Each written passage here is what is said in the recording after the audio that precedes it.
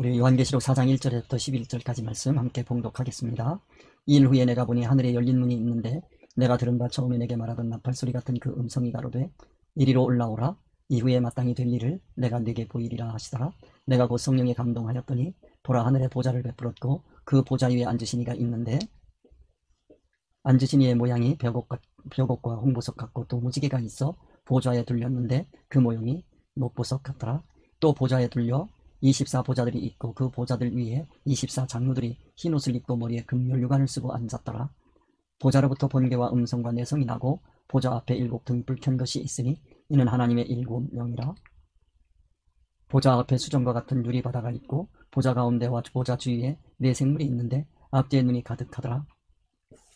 그 첫째 생물은 사자 같고 그 둘째 생물은 송아지 같고 그 셋째 생물은 얼굴이 사람 같고 그 넷째 생물은 날아가는 독수리 같은데 4 생물이 각각 6 날개가 있고 그 안과 주위에 눈이 가득하더라. 그들이 밤낮 쉬지 않고 이르기를 거룩하다 거룩하다 거룩하다 주 하나님 곧 선능하신 이여 전에도 계셨고 이제도 계시고 장차 오실 자라 하고 그 생물들이 영광과 존귀와 감사를 보좌에 앉으사 세세토록 사시는 이에게 돌릴 때에 24장로들이 보좌에 앉으신 이 앞에 엎드려 세세토록 사시는 이에게 경배하고 자기의 멸관을 보좌 앞에 던지며 가로되 우리 주 하나님이여 영광과 존귀와 능력을 받으시는 것이 합당하오니 주께서 만물을 지으신지라 만물이 주의 뜻대로 있었고 또 지으심을 받았나이다 하더라. 우리 지금 요한계시록 4장 보좌에 앉으신 이의 영광이라는 제목을 가지고 함께 생각해 보고 있습니다. 특별히 보좌에 앉으신 이의 그 모습과 또 보좌의 모습 그리고 특징에 대해서 우리가 살펴보고 있습니다. 지난 시간에 우리는 천국의 열린 문 중에서 천국의 왕자에 앉으신 이의 모양을 함께 생각해 봤습니다. 그 모습이 그 벽옥 같고 홍보석 같고 녹보석 같다 하는 말씀을 드렸습니다. 우리 이 보좌에 앉으신 분의 모습, 빛으로 우리가 표현할 수 있겠는데요. 이 모습을 잘 기억해 두었으면 좋겠습니다. 특별히 여기 보석으로 표현하고 있는데 자세한 설명을 지난주에 말씀드렸고요. 우리가 오늘 꼭 기억해야 할 것은 그 주님의 모습이 벽옥 같고 홍보석 같다라고 하는 말씀을 드렸습니다. 벽옥 같고 홍보석 같다. 그리고 또 그 주변에 후광으로 나타난 것이 그 무지개 같고 그 무지개색은 녹보석 같다 하는 말씀을 드렸습니다. 여기서 중요한 것은 돌입니다. 돌이지만 그 돌의 귀중성을 알아야 된다. 소중성을 알아야 된다. 사람들이 돌의 그 소중성을 모르면 버리게 되죠. 그리고 건축자가 쓸모없다고 버린 돌, 또 어떤 이는 쓸모없다고 버린 돌, 어떤 건축자는 그것을 머릿돌 삼는 거. 이게 성경 말씀입니다. 예수 그리스도가 이 땅에 오셨을 때 많은 사람들은 쓸모없는 정도가 아니고 이거는 아주 방해가 되고 몹쓸 거다 그래서 사용을 하죠. 그러나 우리는 이 예수 그리스도가 우리 구원의 반석이 되신 것을 믿습니다. 그러한 내용, 그러니까 그 가치를 아는 사람은 자기의 반석으로 삼겠지만 가치를 모르는 사람은 버리게 된다. 지금도 마찬가지입니다. 예수 그리스도의 가치를 아는 사람들은 주님으로 모시지만 가치를 모르면 버릴 수밖에 없다. 당시 예수님 오셨을 때에 유대인들은 메시아가 오셨음에도 불구하고 자기들이 그렇게 기다리는 메시아가 왔음에도 불구하고 그 메시아를 죽입니다. 그러나 유대인들 중에 몇 사람이 이 예수님을 자신의 구주로 삼고 평생을 따라다니면서 배운 12제자가 있습니다. 물론 그 12제자 중에 한 사람은 예수님을 팔기도 했습니다만 그런 내용을 우리가 생각을 하면서 이 그림을 좀 잘 기억해 뒀으면 좋겠습니다. 그 다음에 우리가 여기 렘브란트라고 하는 분이 그림을 그렸어요. 엠마오로 가는 2 제자가 그 예수님을 만났어요. 근데 예수님인 줄 몰라보는 거지요. 그리고 예수님께서 그 2 사람에게 말씀을 풀어줄 때 그때 뭔가 있다 싶어서 모시고 가서 이제 같이 식사를 합니다. 그때 그 내용을 그린 그림인데요. 이 그림이 아주 인상적입니다. 그래서 이 그림에 대해서 우리가 생각하면서 다시 한번 우리의 복음의 길을 이해할 수 있었으면 좋겠다 하는 말씀을 드리겠습니다. 여기에 보면 그림의 위치가 아주 참 절묘합니다. 환한 곳이 둘이 있어요. 보면 이곳이 환합니다. 환하거든요. 또 이곳이 환합니다. 광원이 둘이 있어요. 여기는 일상생활하기 위해서 필요한 세상빛입니다. 빛이고 여기는 진리의 빛입니다. 그 진리의 빛, 이거에 대해서 우리가 잠시 생각을 해봤으면 좋겠습니다. 이 빛을 우리가 생각해보자. 여기 그 예수님께서 진리의 빛이신 예수님이신데 이 사람이 참 표현을 잘했어요. 정작 빛을 내고 계시는 우리 예수님은 어둡거든요. 그러니까 우리가 촛불을 켤 때 촛불 등잔밑은 어둡거든요. 빛을 내고 있는 광원은 어둡다고 하는 그거를 우리가 생각을 하면서 여기에 진리의 빛이신 예수 그리스도를 우리가 봤으면 좋겠고요. 여기에 이제 식탁에서 준비하고 있는 주모가 있습니다. 식당에서 식사 준비하고 있는 이 사람은 진리의 빛이 왔음에도 불구하고 진리의 빛하고는 상관이 없어요. 이 진리의 빛하고는 아무 상관이 없어요. 그래도 생활하는 데는 지장이 없어요. 지장 없어요. 우리가 예수님을 안 믿으면 큰 세상에 어려움이 있느냐 그런 건 아니에요. 오히려 예수님을 안 믿으면 세상을 더 편하게 잘 살 수 있지요. 그래서 이 진리의 빛을 가지고 세상에 뭔가 영화를 얻기를 원한다면 그거는 실망하기가 쉽죠. 이런 것을 우리가 생각해 볼 수가 있다. 그래서 두 광원, 두 빛에 대해서 세상에는 두 빛이 있다.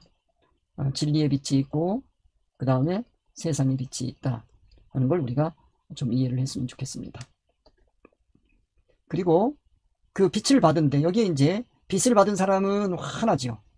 그런데 이 빛을 내고 있는 예수님 이 부분을 보면 어둡거든요.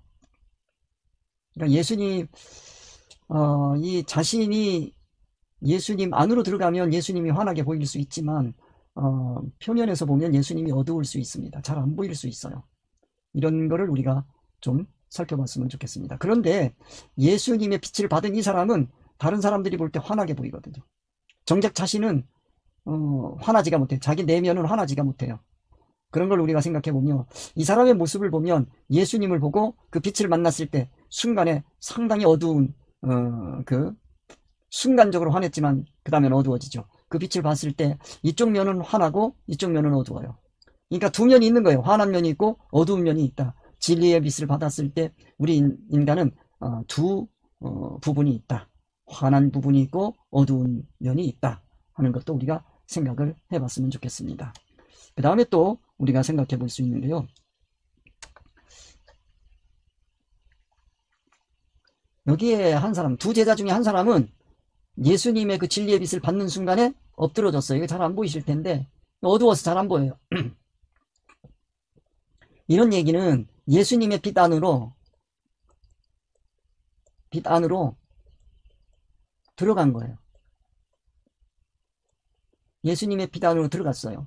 그러다 보니까 이걸 뭐라고 표현하냐면 무릎 꿇다 그런 얘기입니다. 무릎 꿇는 거예요. 그리고 이렇게 순간에 들어가다 보니까 여기 보면 의자가 넘어진 의자입니다. 넘어진 의자를 볼 수 있어요.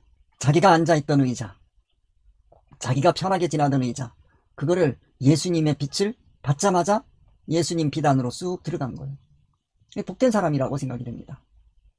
두 사람을 이렇게 대비시켜 주었는데 오늘도 우리가 요한계시록이라고 하는 진리의 빛을, 이 요한계시록이거든요. 요한계시록이라고 하는 최종적인 진리의 빛입니다.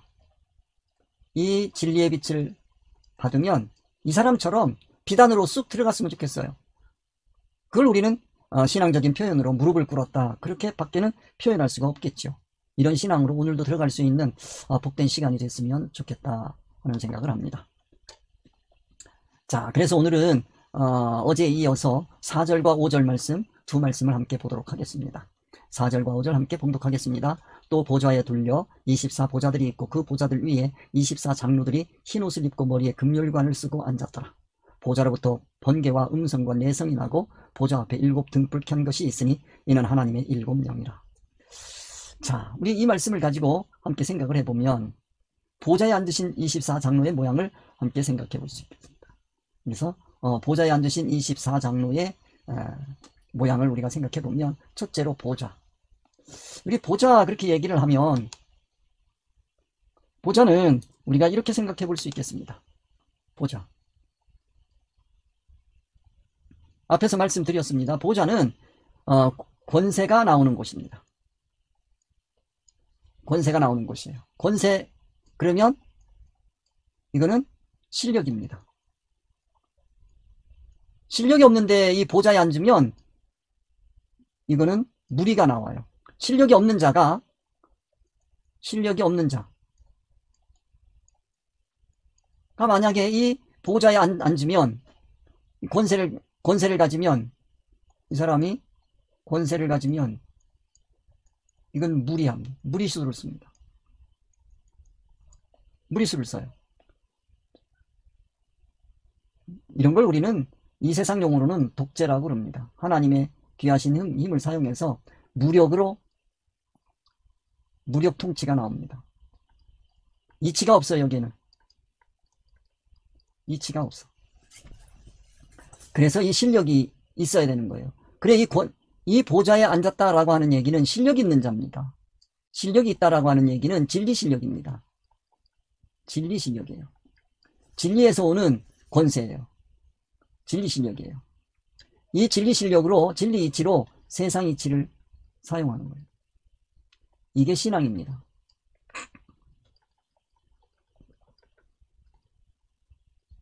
신앙생활이 되는 겁니다.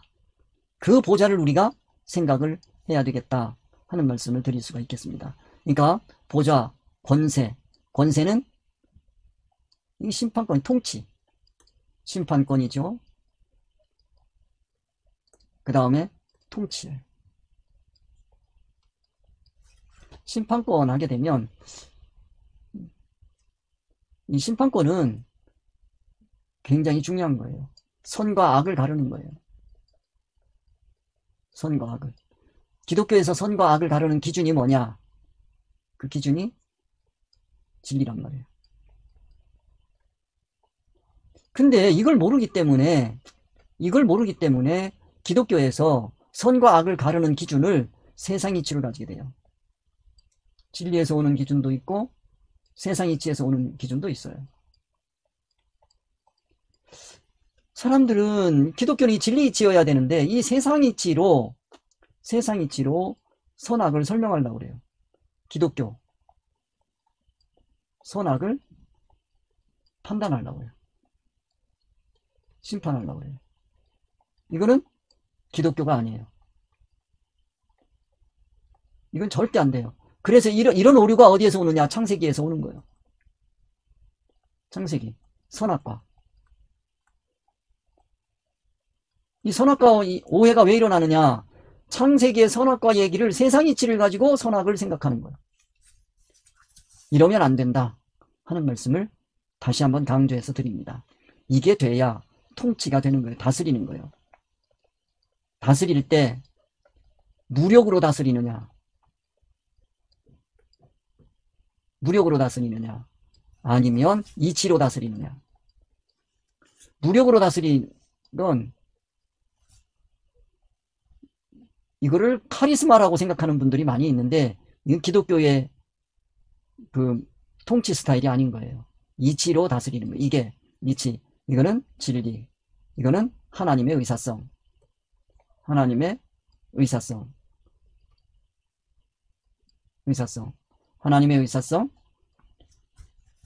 이 하나님의 의사성, 이 하나님의 뜻에 따라서 다스리는 거예요. 기독교는 이게 돼야 됩니다. 그러니까 이거를 철저하게 지켜야 되는 거예요. 그래, 여기에 심판권, 그 기준은 뭐다? 진리 이치다. 통치, 다스리는 힘은 뭐냐? 파워라 그러는데 다스림의 힘은 뭐냐? 뭐가 힘이 되느냐? 무력. 이거냐? 아니면 이치냐? 이치가 힘이라고 하는 거예요. 진리 이치가. 이거를 절대 놓쳐서는 안 된다. 기독교는 그런 말씀을 드릴 수가 있겠습니다.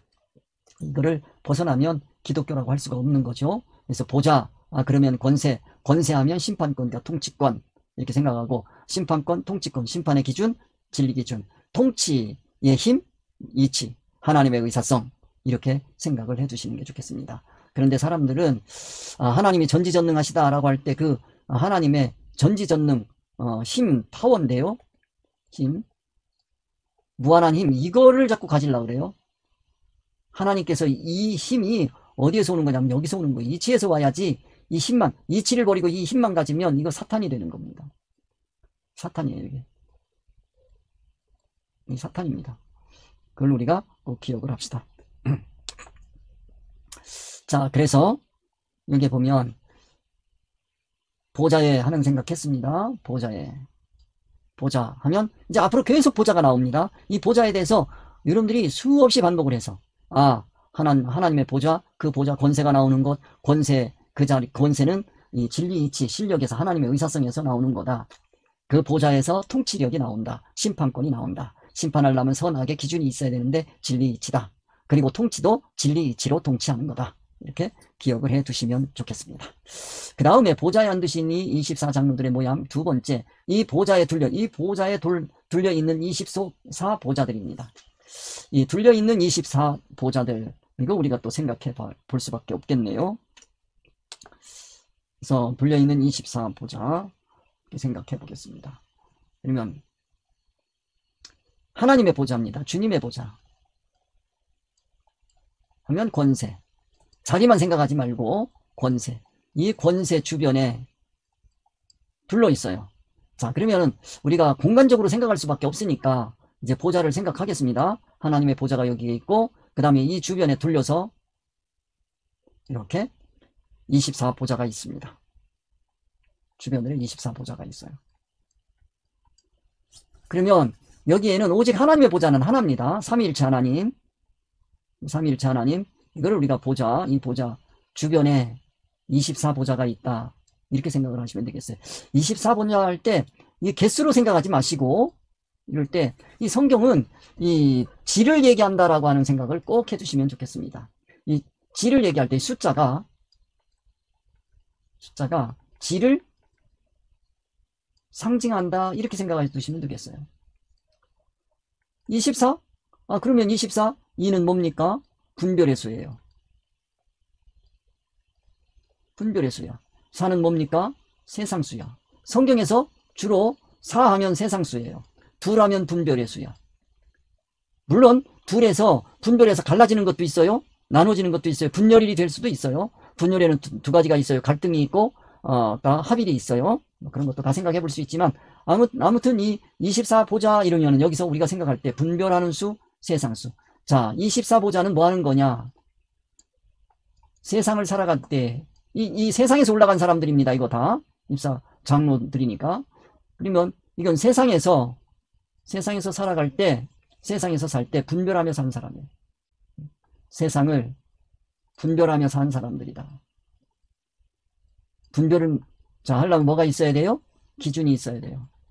나누려면 기준이 있어야 돼. 기준이 뭐요? 자, 기준하면 항상 생각해야 돼요. 기준하면 이치입니다. 이치에는 두 가지가 있어요. 진리 이치가 있고요. 임시 세상 이치가 있어요. 이 둘이 있어요. 이 진리 이치와 임시 이치로도 나누어질 수 있어요. 가르면서 살 수가 있어요. 임시 이치도 이거도 선악을 가를 수 있어요. 진리 이치도 선악을 가를 수 있어요. 이거는 천국 효력을 봅니다. 이거는 세상 효력이에요. 이걸 뭐 세상 재판이지요. 이게 있어요. 자, 그러면 여기 분별했다. 여기서 24장로들이 24보좌에 있는 사람들이 세상을 분별하며 살았는데 진리 이치로 분별하며 살았을까? 임시 이치로 분별하며 산 사람들일까? 이렇게 우리가 생각해 보면 당연히 임시 이치로 분별하며 살았습니다. 이런 사람은 없을 거예요. 진리 이치로 산 사람들이다. 그래서 진리 이치로 정확하게 분별하며 산 사람들이 천국에 가서 권세를 얻는 그 보좌다. 이렇게 생각을 해 주시면 되겠습니다. 그러니까 이게 중요한 거죠. 그래서 여기에 우리가 생각할 때 보좌, 그 다음에 둘려있는 24보좌들 이렇게 생각할 수 있습니다. 그러면 우리가 그 24보좌를 또 한번 생각해 볼 수 있어요. 24보좌. 그러면 이건 뭐예요? 여기 오신 분들은 세상을 진리 이치로 분별하며 사신 분들이다. 분별하며 사신 분들이다. 이걸 우리가 알 수 있어요. 근데 24에는 뭐가 있냐면 이 24에는 12 더하기 12이라는 게 있어요. 12과 12이에요. 그럼 12를 하게 되면 우리는 구약의 족장들을 생각할 수 있고요. 그 이스라엘 백성이죠.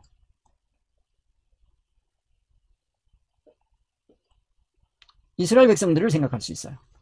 그 다음에 12라면 신약으로 오면 12제자가 있어요. 12제자의 지도를 받아서 산 사람들, 기독교인들. 이렇게 생각해 볼 수 있어요. 그래서 24보좌에는 24보좌, 지금 여기에 이거는 자 중앙에 하나님의 보좌가 있습니다. 그 주변에 24보좌가 있어요. 이 24보좌는 어떤 의미가 있느냐? 이스라엘 백성들과 기독교인들이 들어가는 곳이다. 그렇게 우리가 생각해 볼 수 있어요. 그럼 이스라엘 백성들은 어떻게 산 사람들이냐? 이 이스라엘 백성들, 여기에 갈 수 있는 사람들이 따로 있습니다. 그 사람들은 이건 구약이란 말이에요. 구약. 구약은 어떻게 구성되어 있느냐? 자, 하나님의 말씀을 받고 하나님의 말씀을 따라 순종하며 산 삶을 기록했어요. 이걸 기록했어요. 이게 구약이에요. 하나님의 말씀을 받고 순종한 또는 거역하기도 했어요. 어떤 사람은 불순종하기도 했어요. 순종한 사람들의 삶, 불순종한 사람들의 삶, 이런 거를 기록한 책이에요. 그 다음에 자, 기독교인들은 어떤 사람들이냐면 이건 신약이란 말이에요. 신약. 신약이라고 하는 거는 자, 이스라엘 백성들이 맞아요. 이거를 우리는 뭐라고 얘기했냐면 이 기록한 책, 이걸 율법책이라고 합니다. 율법이라고 해요. 왜 그러냐면 여기에는 이들의 산 삶이 신앙활동이 기록되어 있어요. 이 신앙활동이 기록되어 있단 말이에요. 이걸 우리는 뭐라 그러냐면 보이는 게 이거니까 이것만 보는 거예요. 그럼 율법이에요. 근데 기독교인들은 예수 그리스도의 교훈을 따라서 순종해서 산 삶이에요. 이 신약이에요. 기독교인들이에요. 예수 그리스도의 교훈은 뭐냐? 유대인들이 이 신앙활동인 표면, 이게 이제 나타난 거예요. 삶. 하나님의 말씀은 보지 못하고 삶만 바라보고 사는 거예요. 이것만 보고 살았어요. 이걸 우리는 성경의 표면이라고 할 수밖에 없어요. 성경의 표면이라고 할 수밖에 없는데 이거를 보고 흉내를 내며 살았어요. 흉내를 내며 살았어. 그리고 이게 신앙생활인 걸로 착각했어요. 즉 하나님의 말씀에 순종한 거나 불순종한 이 내용을 기록해 놓은 건데 이 하나님의 말씀을 따라 순종했거나 불순종한 그거를 생각하지 않고 여기에 따라 그냥 산 거, 요 눈에 보이는 거 요것만 생각하고 신앙생활한 사람들이 유대인들이에요. 그 유대인들에게 예수님께서 오셔서 야, 그 교훈을 준 것은 이 성경 말씀을 준 것은 그 안에 하나님의 뜻이 들어있다. 지금 뭐를 교훈한 거냐? 성경 속에 기록되어 있는 구약이죠. 구약에 기록된 하나님의 의사성, 하나님의 뜻, 이거를 교훈해 주신 거예요. 찾아서. 이게 신약이에요. 사복음서예요. 이게 사복음서. 이 사복음서 교훈에 따라서 산 사람들이 교회를 이루고 생활하는 것이 이제 로마서를 비롯한 사도행전에서 목회서신에 이르기까지 이제 신약이 되겠습니다. 자, 그러면 여기 이스라엘 백성들이 산 삶, 표면적으로 한 것만 이것만 가지고 하지 않고 이들 중에도 하나님의 말씀에 순종해서 산 모습을 따라 교훈하며 선지자들이 가르쳐준 내용들이 있어요. 그렇기 때문에 그 말씀에 따라 산 12 구별하는 거죠. 하나님의 의사성을 따라 구별하며 산 사람들. 그 다음에 신약에 와서 예수님의 교훈을 받아서 하나님의 뜻으로 분별하며 산 사람들. 이 신약입니다. 이 두 부류의 사람들 다 어딘 신약이나 구약이나 하나님의 뜻에 따라서 임시 세상 이치를 사용하며 산 사람들입니다. 그 사람들이 열둘이라고 하는, 그래서 열둘 이렇게 되는 거죠. 그래서 신약의 열둘, 구약의 열둘, 이렇게 이스라엘, 육적 이스라엘, 신약, 이제는 영적 이스라엘. 열둘로 왔다면 벌써 이스라엘, 여기는 하나예요, 사실은. 이렇게 우리가 생각해 볼 수 있다.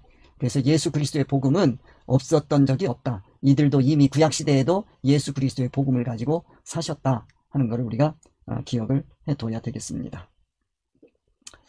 그 다음에 자,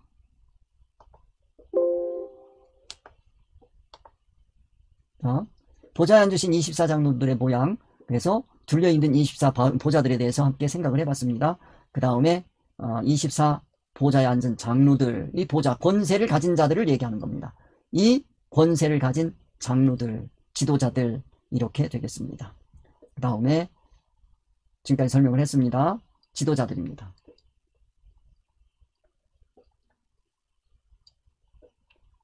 신구약의 지도자들을 얘기하는 거죠. 자, 그런데 흰옷을 입은 장로들에 대한 얘기, 이걸 우리가 한번 흰옷을 입었다, 그 다음에 장로들이다, 이건 장로들은 지도자죠. 흰옷을 입었다 하는 게 무슨 뜻인지 한번 우리가 생각해 볼 수 있었으면 좋겠어요. 흰옷, 자, 앞에서도 흰옷 한번 설명해 드렸습니다. 흰옷 하면 빛나는 옷, 빛나는 이런 뜻입니다. 옷 하면 이거는 육체가 입는 옷이 있고요, 그 다음에 정신이 입는 옷이 있고요, 영이 입는 옷이 있습니다. 그래서 이 옷이라고 하는 것은 활동이다. 활동해서 빛나는 옷이 됐어요. 이거는 뭐를 얘기할 수 있느냐면 부활체를 뜻합니다. 부활체. 즉 무슨 얘기냐면 예수 그리스도가 33년의 삶을 통해서 부활하셨어요. 33년의 삶을 통해서 부활하셨어요. 그리고 승천하셨어요. 이 승천하셨는데, 이 부활하고 승천하시는 이 부활을 뭐라고 할 수 있느냐면 부활체라고 합니다. 그때 입으신 몸이 있어요. 부활체예요. 이거를 뭐라고 하느냐? 흰옷이라고 하는 거죠. 이 흰옷은 어디서 장만했냐? 이 33년의 삶에서 장만하신 거예요. 이 33년의 삶, 이 33년의 삶은 뭐냐면 말씀이 육신이 되신 거예요. 이 말씀은 다른 말로 고치면 말씀, 하나님의 의사, 진리이치. 진리이치로 세상이치 사용. 이러면 진리이치로 세상이치를 산 만큼 부활하게 됩니다. 그걸 뭐라고 하느냐? 그거를 흰옷이라고 한다. 이렇게 얘기할 수 있어요. 그래서 천국에 가서 흰옷 입었다라고 하는 얘기는 뭐를 입었다는 뜻이냐면 부활체를 입었다는 뜻입니다. 이 진리로 빛나는 옷을 두고 말씀하시는 거다. 이렇게 표현을 해두시면 되겠습니다. 그래서 흰옷을 입은 장로들, 그러면 부활한 장로들, 부활이라고 하는 건 뭐냐? 부활이라고 하는 거는 죽었다가 사는 것만 부활이라고 하지 말고, 그러지 말고 이 세상을 살아갈 때 진리 이치로 무슨 이치를 사용하면 임시 세상 이치 사용하면 이 삶은 다 뭐한다? 부활하게 된다. 이 삶은 다 부활하게 돼요. 이걸 뭐라고 한다? 흰옷이라고 한다. 이렇게 생각하시면 되겠습니다. 그 다음에 머리에 금연류관을 썼다. 금연류관에 대해서 우리가 한번 생각을 해보겠습니다. 금연류관. 자, 금연류관입니다.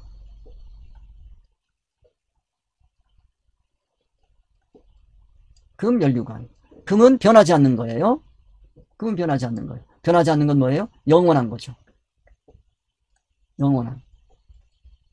영원한 그런 얘기입니다. 변하지 않는 거, 불변. 그러면 이건 뭐예요? 진리. 면류관 하면 영광이에요. 영광이란 말이에요. 영광이에요.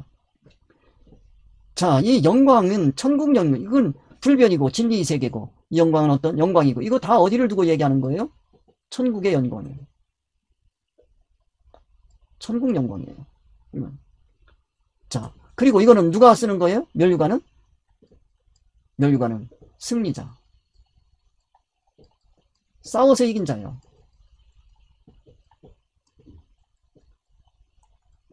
즉 금면류관을 썼다는 얘기는 싸워서 이겼다는 뜻을 가지고 있습니다.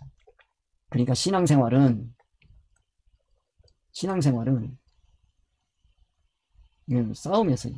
싸움이에요. 전쟁터예요. 이 전쟁터를 육적 전쟁으로 생각하지 말고 영적 전쟁이라고. 영적 전쟁이라는 게 뭐냐? 영적 전쟁이라고 하는 게 뭐냐? 예수님께서 자 40일 금식하셨습니다. 그리고 광야로 갔어요. 성령의 인도함을 받아서 광야로 갔어요. 그리고 광야에서 사탄으로부터 시험을 받아요. 이게 전쟁이에요, 이게. 언어를 순화해서 한 거지. 이거는 사탄과 예수님의 싸움이에요, 이게. 싸움의 대상도 안 되는 거지만, 그래도 우리에게 이 싸움을 가르쳐 주시기 위해서, 교훈해 주시기 위해서 손수 싸우신 거예요.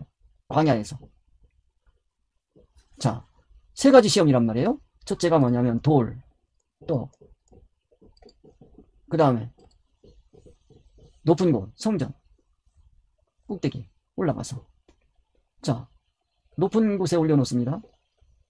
뛰어내려라. 그러면 하나님께서 너에게 기적을 베푸실 거다. 그러면 사람들이 너 따를 거야. 영심입니다, 이거. 신앙의 탈을 쓴 거지. 이거 조심해야 됩니다. 이 돌로 떡 만들어 먹어라. 이것도 우리 조심해야 됩니다. 이 떡을 만들어 먹는 게 뭐라는 거. 우리가 그 육체적인 떡만 자꾸 생각하는데 육체적인 떡이 아니고 우리가 필요한 거는 하나님의 말씀이거든요. 예수님은 야 사람이 이것만 가지고 사는 게 아니지. 하나님의 입으로 나오는 말씀으로 살 거야. 말씀해 주셨어요. 그 다음에 온천하를 보여주고 나에게 절해라. 그러면 다 주마. 이런 시험이에요. 세상. 이게 세상 욕심을, 온천하가 이게 뭐냐면 세상 욕심을 일으키는 거잖아요. 세상이잖아요. 세상. 기독교가요, 세상 다 주마 그러면 다 쫓아가는데, 기독교는 세상을 얻으려고 신앙생활 하는 게 아니고, 온천하 이거 얻는 게 아니고, 기독교는 천국이에요. 천국이에요. 이것 때문에 신앙생활 하는 거예요. 자, 우리 신앙의 근본에 관해서 이렇게 다 말씀해 주신 이 싸움은 우리에게도 있는 거예요. 우리도 이 싸움을 할 수밖에 없어요. 안 할 수가 없어. 그런 세계를 우리가 이해를 해야 된다 하는 말씀을 드릴 수가 있겠습니다. 그래서 여기 오늘도 이 말씀 우리가 생각을 하시고, 그러면 자, 흰옷을 입은 머리에 금면류관을 쓴 장로, 이렇게 우리가 생각을 해볼 수가 있겠습니다. 그래서 오늘은 여기까지 하겠습니다. 여러분들이 힘드실 것 같아서 오늘 4절 한 절 했습니다. 또 보좌에 둘려 24장로들이 있고 그 보좌들 위에 24장로들이 흰옷을 입고 머리에 금면류관을 쓰고 앉았더라. 이 천국을 여러분들이 바라볼 수 있어야 앞으로 요한계시록을 풀고 우리가 신앙생활 하는데 이 싸움에서 이기고 우리도 24장로들처럼 머리에 금면류관을 쓴 그와 같은 승리자의 모습을 가질 수가 있게 될 겁니다. 이런 소망을 가지고 우리가 요한계시록을 계속해서 공부해 나갈 수 있었으면 좋겠습니다. 그래서 여기 그림들이 마땅한 그림들이 없는데 천국 보좌 거기에 둘러있는 무지개, 그 다음에 24장로, 그 앞에 유리바다, 그 다음에 내생물, 이런 모습을 우리가 생각하면서 한번 계속 공부해 나가겠습니다. 자, 그러면 오늘 여기까지 하겠습니다. 우리 주님 가르쳐 주신 기도하고 마치겠습니다.